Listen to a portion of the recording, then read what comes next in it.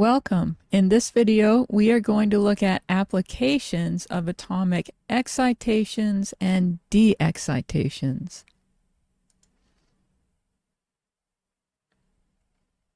The properties of matter are related to atomic energy levels. One example is the color of a material. A material absorbs some wavelengths and reflects or re-emits other wavelengths. For example, an object is blue because it absorbs all wavelengths except blue. Fluorescence is a process in which a photon is absorbed, meaning the material gains energy, then de-excites by emitting a lower energy photon. So atomic excitation is the gaining of energy by absorbing a photon, and de-excitation is the re-emitting of a photon. Phosphorescence is the de-excitation of a metastable state, where a metastable state is a relatively stable state. The electron tends to stay there a bit longer than if it is in an excited state. And an example of phosphorescence are glow-in-the-dark materials. There are three processes to review before going on. First is absorption. This occurs when an incident photon causes an electron to gain energy and move up to a higher state. Second is spontaneous emission, and in this case, the electron in the higher state makes a transition to a lower state, and this causes a photon to be emitted.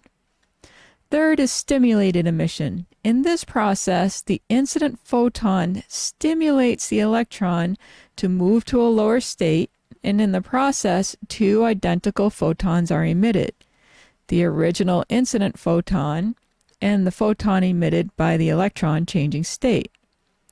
Stimulated emission will occur only if the incident photon has the same energy difference that the electron transitions through. Laser stands for light amplification by stimulated emission of radiation, and it produces coherent monochromatic light. Monochromatic means a single wavelength, and coherent means all the electromagnetic waves have the same phase, direction, and amplitude. An external source of energy is needed, and one such source is a lasing material. The goal is to cause a population inversion in the second material. A population inversion is one in which there are more electrons in a higher metastable state than in a lower state. So the laser process uses a lasing material to cause a population inversion in the second material. A spontaneous emission produces a photon in the second material.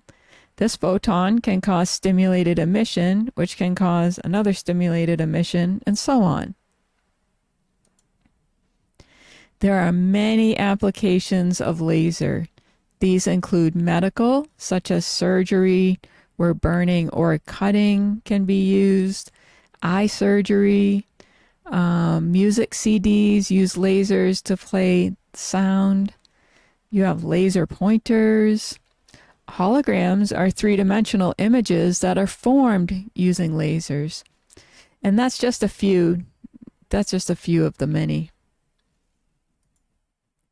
I hope this was helpful. Let me know in the comment section if you have any questions. Thank you for watching, and I'll see you in the next one.